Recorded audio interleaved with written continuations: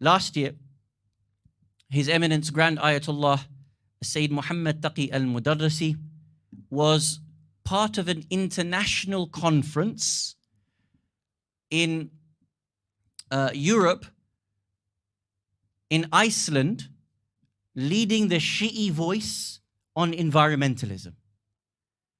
We had the honor of arranging that for him. The office of the Prime Minister,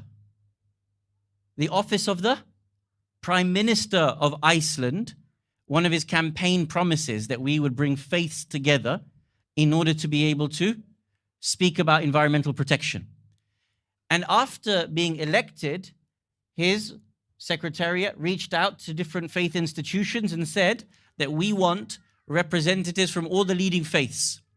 When we were contacted, we did suggest that the representatives of His Eminence and Imam al-Mujahid, Sayyid Ali Khamenei, participate.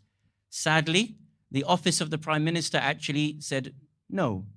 And the reason for that, the information that came back to us was, Iran is seen as controversial. We're not sure if they should represent the Shi'i faith or not.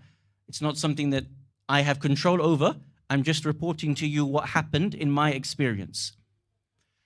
Because the office of Sayyid Khamenei was not accepted, we reached out to the office of Sayyid al-Marja al-Modarresi, may Allah preserve them both, and Grand Ayatullah Sayyid Muhammad Taqi Al Modarresi gave a video lecture and was part of a number of conferences over the days with the world's faith forums with the office of the Prime Minister of Iceland, and this happened only last year. The point is, we are moving forward, but we are far, far away from where we need to be. However, in the Sunni community, arguably, they have produced far more literature in terms of theology, in terms of ahkam, and even research centers, and even universal declarations in helping us to be able to create an ethical environmentalism within Islam. A few names you can research for yourself. For example, Dr. Fazlun Khalid has a research center in Birmingham, International Research Center on Birmingham. I would argue probably the leading scholar in the world on Islamic environmentalism, Dr. Fazlun Khalid. You have, for example, Dr. Iyad Abu Mughli.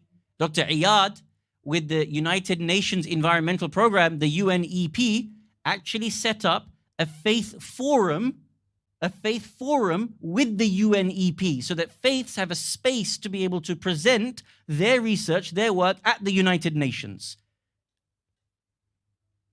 For example, we have a great scholar in Saudi by the name of Uthman Llewellyn. Llewellyn, a convert, a white convert to Islam. Uthman Llewellyn, arguably one of the best minds out there when it comes to environmental ethics from the Islamic perspective. We also have, for example, a lady by the name of Najma Muhammad. All of these leading scholars have produced at the highest level for the Muslims to be able to have access to.